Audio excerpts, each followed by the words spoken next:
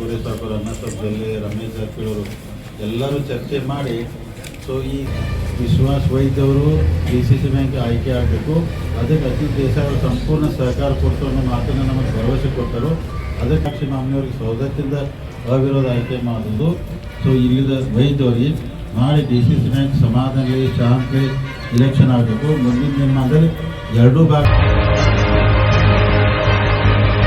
ಯರಗಟ್ಟಿಯಲ್ಲಿ ತೀವ್ರ ಕಗ್ಗಂಟಾಗಿ ಪರಿಣಮಿಸಿದ್ದ ಯರಗಟ್ಟಿ ಕ್ಷೇತ್ರದ BDCC bank ಚುನಾವಣಾ ಅಭ್ಯರ್ಥಿ ಆಯ್ಕೆಯು ಶಾಸಕ ಮತ್ತು ಬೇಮೂಲ ಅಧ್ಯಕ್ಷ ಬಾಲಚಂದ್ರ ಜಾರಕಿಹೊಳಿ ಅವರ ಸಂಧಾನದ ಫಲದಿಂದ ಸುಸೂತ್ರವಾಗಿ ನಡೆದಿದ್ದು, ಸವದತ್ತಿ ಶಾಸಕ ವಿಶ್ವಾಸ್ ವೈದ್ಯ ಅವರನ್ನ ಯರಗಟ್ಟಿ ಕ್ಷೇತ್ರ ಮತ್ತು ಸವದತ್ತಿ ಕ್ಷೇತ್ರಕ್ಕೆ ವಿರೂಪಾಕ್ಷಿ ಮಾಮನಿಯವರು ಅಭ್ಯರ್ಥಿಗಳಾಗಲಿದ್ದಾರೆ ಎಂದು ಅವರು ಪ್ರಕಟಿಸಿದರು. ಯರಗಟ್ಟಿಯ ಇಲ್ಲಿನ ಪ್ರವಾಸಿ ಮಂದಿರದಲ್ಲಿ ಶನಿವಾರದಂದು ಯರಗಟ್ಟಿ ಭಾಗದ ಪ್ರಮುಖರ ಸಭೆ ಭಾಗವಹಿಸಿ ಮಾತನಾಡಿದ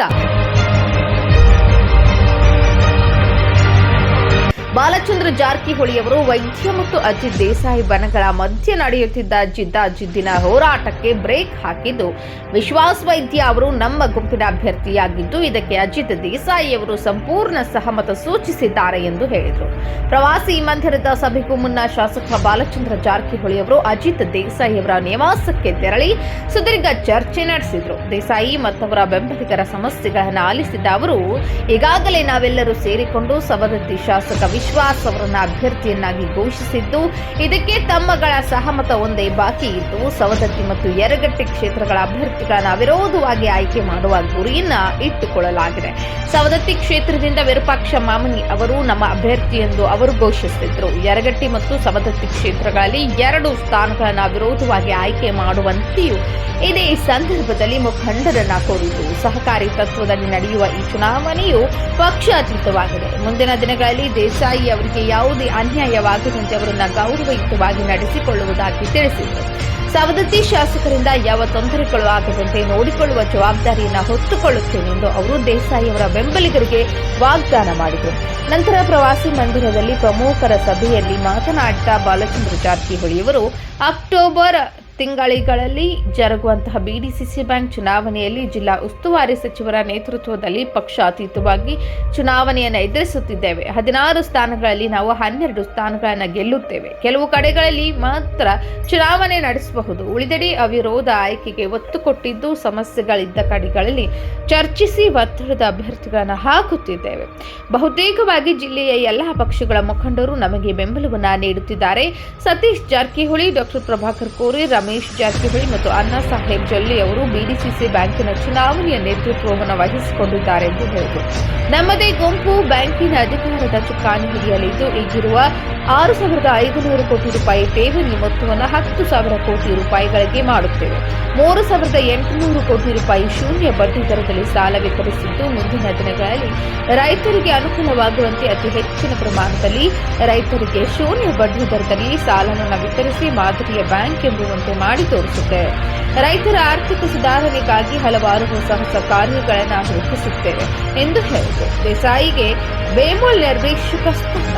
ಈಗಾಗಲೇ ಬ್ಯಾಂಕಿನ ಪ್ರಚಾರದಲ್ಲಿ ತೊಡಗಿದ್ದ ಯರಗಟ್ಟಿಯವರಾದಂತಹ ಅಜಿತ್ ದೇಸಾಯಿ ಅವರನ್ನು ಮನವೊಲಿಸುವಲ್ಲಿ ಯಶಸ್ವಿಯಾದ ಬಾಲಚಂದ್ರ ಜಾರಕಿಹೊಳಿ ಅವರು ಬೇಮೂಲ್ ನಿರ್ದೇಶಕ ಸ್ಥಾನವನ್ನು ನೀಡಲಿದ್ದಾರೆ. 2 ಸ್ಥಾನಗಳು ಭರ್ತಿ ಮಾಡಲಿಕ್ಕೆ ಅವಕಾಶವಿರುವುದರಿಂದ ಯರಗಟ್ಟಿ ತಾಲೂಕು ಕ್ಷೇತ್ರದಿಂದ ಅಜಿತ್ ದೇಸಾಯಿ ಅವರನ್ನ ನಿರ್ದೇಶಕ ಸ್ಥಾನಕ್ಕೆ ಪರಿಗಣಿಸುವ ಸಾಧ್ಯತೆ ಇದೆ ಎಂದು ಹೇಳಲಾಗುತ್ತಿದೆ. ಉಳಿದ 1 ಸ್ಥಾನವು ಮೂಡಲ್ಗಿ ಅಥವಾ ಗೋಕಾಕ್ ತಾಲೂಕಿಗೆ ಹೋಗಲಿದೆ ಎನ್ನಲಾಗುತ್ತಿದೆ. ಅಸಮಾಧಾನಿತಗೊಂಡ ದೇಸಾಯಿ ಅವರಿಗೆ ದಸರಾ ಅಥವಾ ದೀಪಾವಳಿ ಹಬ್ಬಕ್ಕೆ ಕೊಡುಗೆ ರೂಪದಲ್ಲಿ ಬೇಮೂಲ್ ನಿರ್ದೇಶಕ ಸ್ಥಾನ ಒಲಿದು ಬರುವುದನ್ನು ಸ್ವತಃ ಬೇಮೂಲ್ ಅಧ್ಯಕ್ಷ ಬಾಲಚಂದ್ರ ಜಾರಕಿಹೊಳಿ ಅವರು ಬಹಿರಂಗಪಡಿಸಿದರು.